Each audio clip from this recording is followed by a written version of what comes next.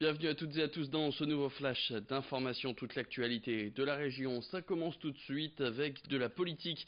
Emmanuel Macron qui a présenté ce mardi sa réforme baptisée Ma Santé 2022, un engagement collectif. Au programme, une cinquantaine de mesures qui seront débattues dans une loi en 2019 et l'application de celle-ci est attendue pour 2020. Les grands points de cette réforme détaillés par Xavier Silly.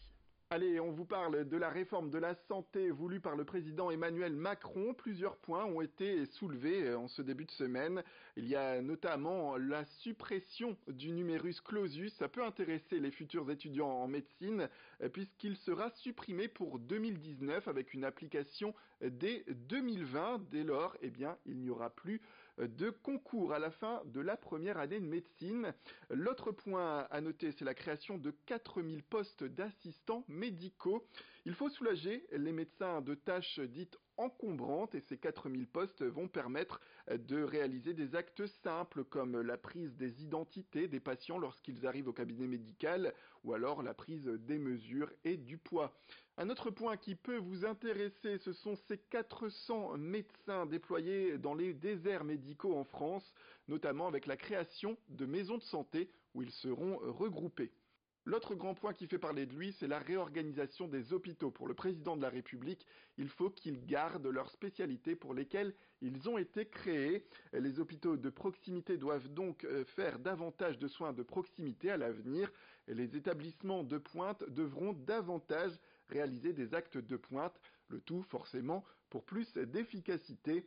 Et puis parmi les autres grands points de cette réforme de la santé, on retrouve l'arrivée d'un dossier médical partagé et numérique. Il permettra de donner toutes les informations sur le patient au médecin qui l'accompagne durant son parcours de soins. Et puis il y aura également la prise en charge des urgences non vitales. Ça sera jusqu'à 20 heures dans les villes. L'actualité, y on fait le point sur la situation à Happy Chic. Ce mardi avait lieu un comité d'entreprise extraordinaire au siège du groupe qui comprend les marques Brice, Jules ou Bisbee. Syndicats et direction ont été réunis pour faire le point sur le PSE qui menace 466 employés et ce, avant les négociations qui débutent mercredi prochain. Le but de ces négociations, c'est donc de déterminer les indemnités de départ, voire de reclassement pour les 466 personnes concernées. La fin des discussions sont prévues pour mi-décembre, les premiers licenciements pour début janvier 2019. Idil Gunay a rencontré Laurent Petit, le délégué syndical CGT Happy Chic, avant le début de ce bras de fer entre syndicats et direction mercredi prochain. Avec lui, on fait le point sur la situation. La direction propose des reclassements, mais c'est très, très minime par rapport aux 466 personnes. Et donc ça va être très dur de reclasser, même si on arrive à reclasser une centaine de personnes, ça va être un grand miracle. Le gros combat, ça va être pour que nos 466 personnes qui partent avec des indemnités à hauteur de ce qu'ils ont besoin réellement et de ce que la société leur doit surtout. C'est la société qui leur doit. Ils n'ont pas demandé à partir. C'est malheureusement la direction qui a décidé de ces postes-là. Et donc on fera le nécessaire. Donc voilà, on va vraiment rentrer là, on va devoir taper du poing sur la table. Jusque vendredi, c'est un spectacle surprenant et impressionnant qui se déroule dans le ciel du Pas-de-Calais. Un hélicoptère est déployé par RTE, le réseau de transport d'électricité, pour changer les pylônes vieillissants de la ligne à très haute tension entre Vendin-le-Vieil et Gavrelle. Pendant plusieurs jours, 5 pylônes sont ainsi enlevés, suppléant alors les grues. Xavier Silly a assisté à ces travaux.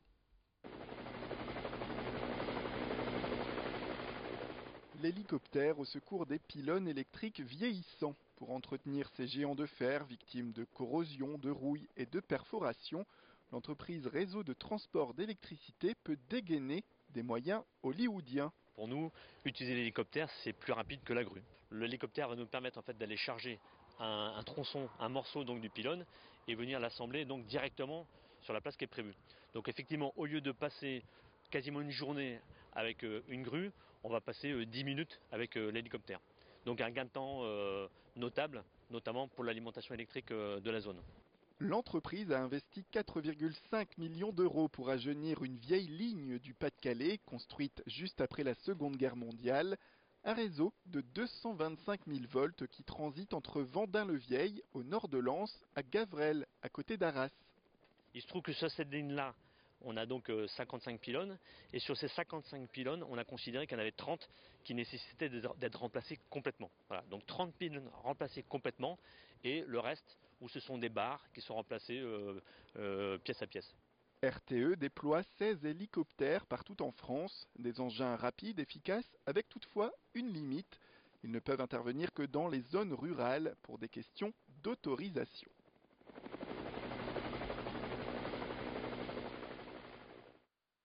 Et l'actualité, ces 3 personnes retrouvées poignardées ce mardi à Doudoville dans le Boulonnais.